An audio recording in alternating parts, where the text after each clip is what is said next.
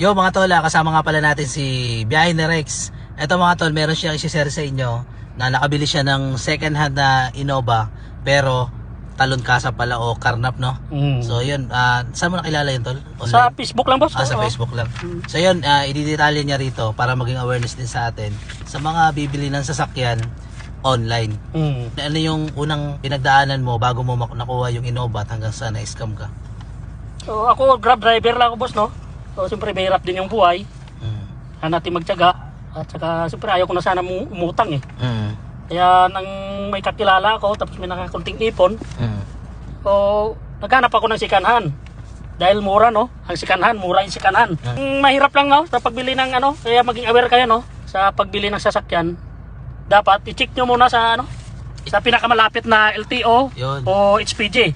Yung plate number ng sasakyan, ito yung sasakyan mga boss, oh. Oh, yan Ang nabili ko. Sige, kahit pakita mo yung plate number. Yan. Yan yung nabili niya. Oo. Sa halaga ng 850,000 to mga boss, no? Naku po. So medyo mura na sana.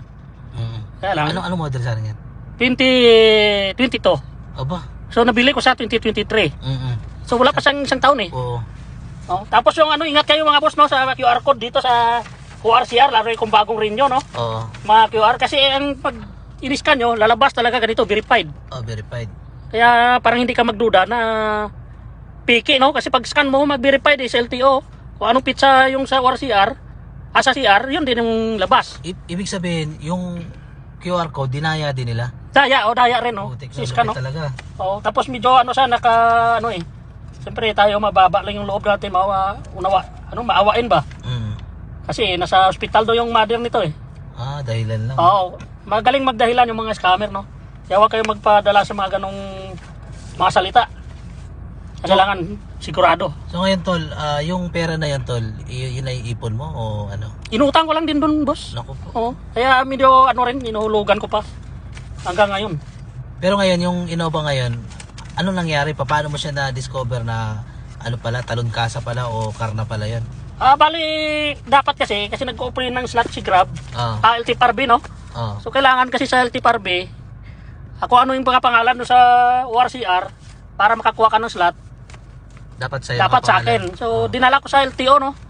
Para mag-change ownership. Oo. So pagdating doon, nagtaka ko bakit ang tagal, no? Lumabas. Siguro mga 1 oras kalahati. So may mga 1 oras kalahati lumabas na yung ano. Tapos kinausap ako, sir.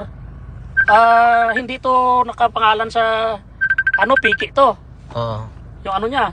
Tapos kinuha na yung ano, pinaka-papel doon na dala-dala ko, no. Bali yung nahawakan ko dito, ano na lang to, Xerox. Yung parang original na